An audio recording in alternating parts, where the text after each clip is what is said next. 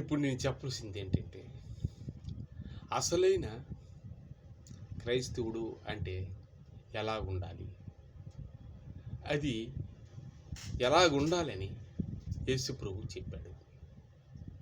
అసలైన క్రైస్తవుడు ఎలాగుండాలని యేసు ప్రభు చెప్పాడు.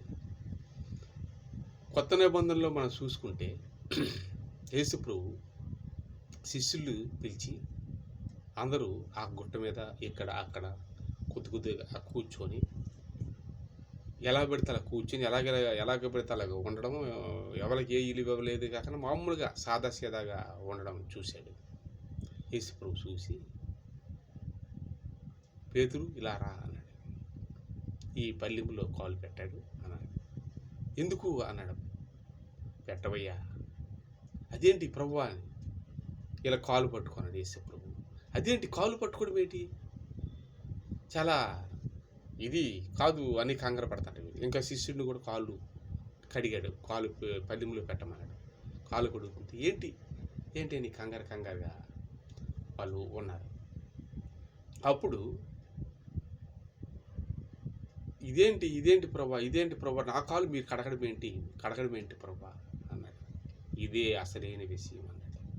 అదేంటంటే అసలైన క్రైస్తవుడు అంటే క్రైస్తవుడు అనగా క్రమం కలిగిన వాడు.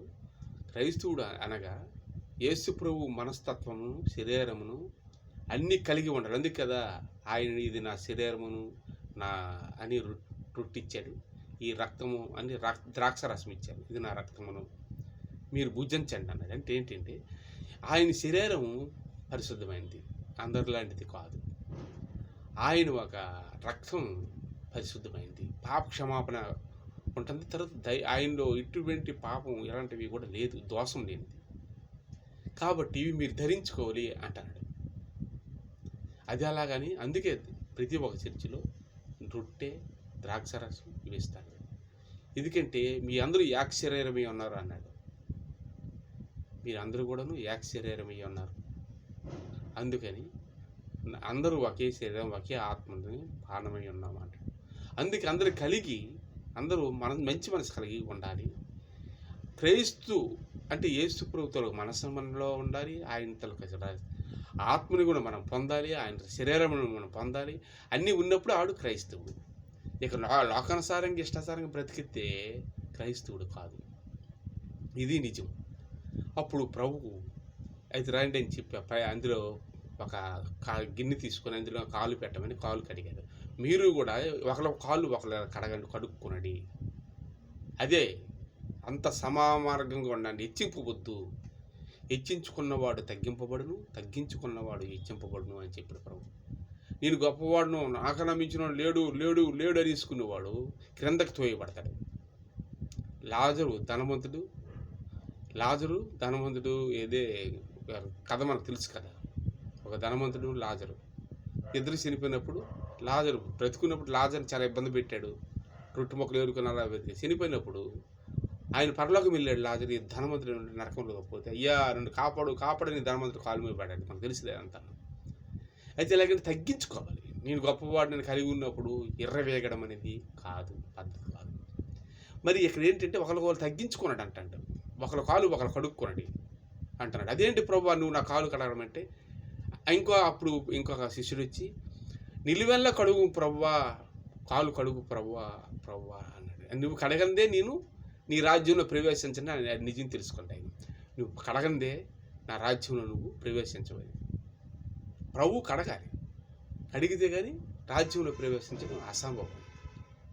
కాళ్ళు అప్పుడు కడిగి అందుకే యేసు ప్రభు ఆయన రక్తం చేత మనం కడగాలి, మన అన్ని శుద్ధీకరణ చేయాలి. అప్పుడు ఆయన మార్గంలోకి మనం వెళ్తాం, లేకపోతే ఆయన మార్గం వెళ్ళడానికి లేదు. కాబట్టి ఇలాగ మీరు కాళ్ళు కడుక్కోండి అని ప్రభు చెప్పాడు. అది మనం గుర్తుపెట్టుకోవాలి.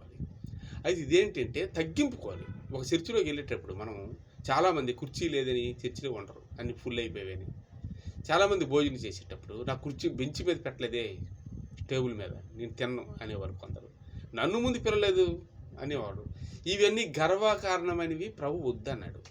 మీరు ఒకరికొకరు అందరూ సరిజామనమే, మీరు ఒకరి కాలు ఒకరు కడుక్కోండి అన్నాడు. ప్రతి సంఘంలో ఎవరి కాలు వాళ్ళు కడుక్కోవాలని ఒక పాస్టర్ని విశ్వాసులు పాస్టర్లు కూర్చొని పెట్టి అందరూ ఒకరి కాలు కడుక్కునేది, పాస్టర్లు రారు అక్కడికి. స్టెప్ని పోలావని ఏ పోలాని మరి కేఏ పోలావని కానీ జనరల్గా రండి ఒకరి కాలు కడుక్కోనండి. ఒక పేద అడుక్కు తినే వ్యక్తి ఇలాంటి వాడు, పేదలు కూడా దేవుడిని నమ్మినాడు వచ్చి చర్చిలో కూర్చొని మంచి హై రేంజ్లో ఉన్న కేఏ పాలు మన పెద్ద పెద్దలు ఉన్న పాస్టర్లు లాంటి ఇక్కడికి వచ్చి ఒకరి కాలు ఒకరు కడుక్కున్నాడు అనేసరికి కడుక్కోరు. ఎందుకంటే ఆయన కాలు నేను కడగడం పెట్టంటే నేను ఇంత రిచ్లో ఉన్నాను కదా అని. అది యేసుప్రభువు అలాగనలేదు. ఆయన పరలోకం నుంచి దిగి వచ్చే మహారాజు, ఆయన దేవుని గొప్ప శక్తిమంతుడు.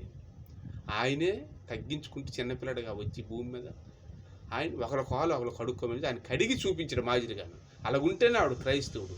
దేవునికి స్తోత్రం. ఇది నిజంగా అందరికీ చేర్చేయండి.